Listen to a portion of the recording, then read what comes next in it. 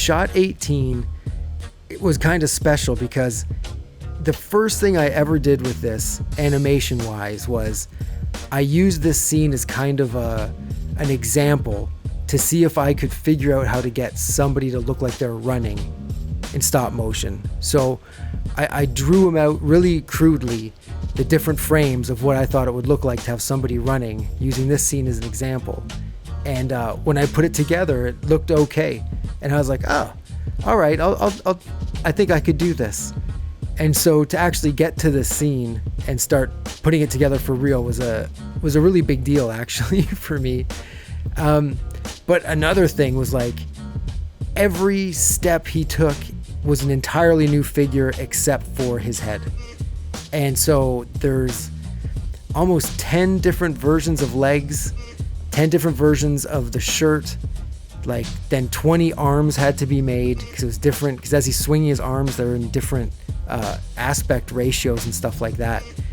And then like 20 different suspenders to go over his shoulders. And it was just, because of the way the shot was, I figured the best way to do it was to make individual pieces that, when put together, gave that illusion of him running.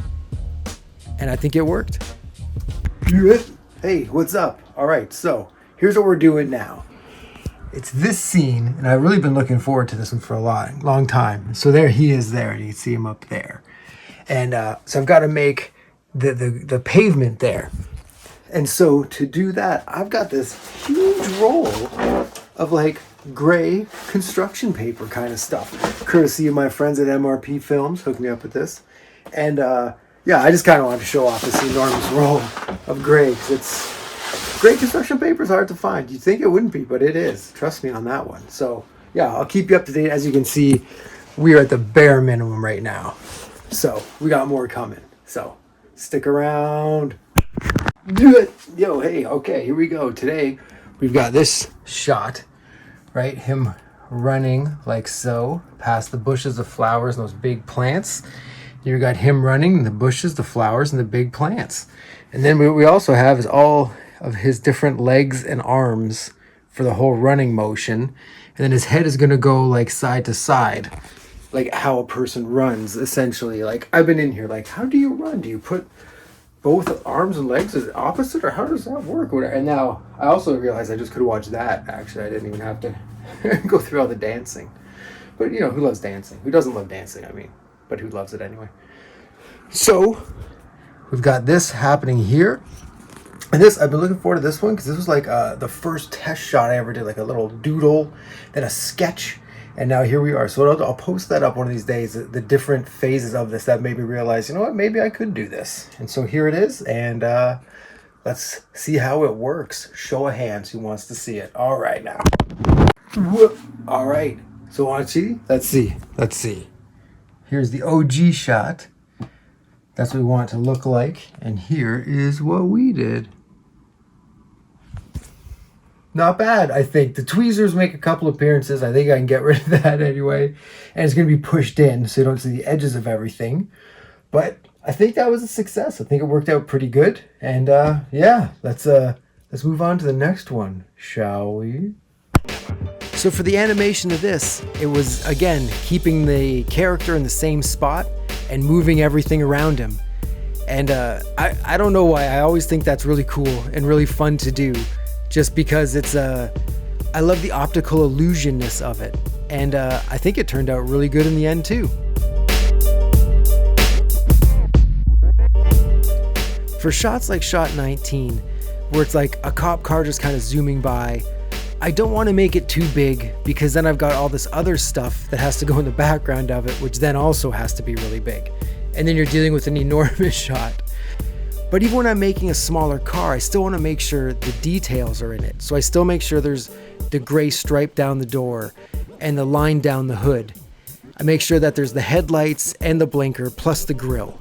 And then when I do that, I've always got to make sure you can see the interior, and there's like two little dudes in there that I've got to make so tiny, which are usually just like hair, mustaches, and sunglasses, and no other details, because they're so small I can't fit anything else in.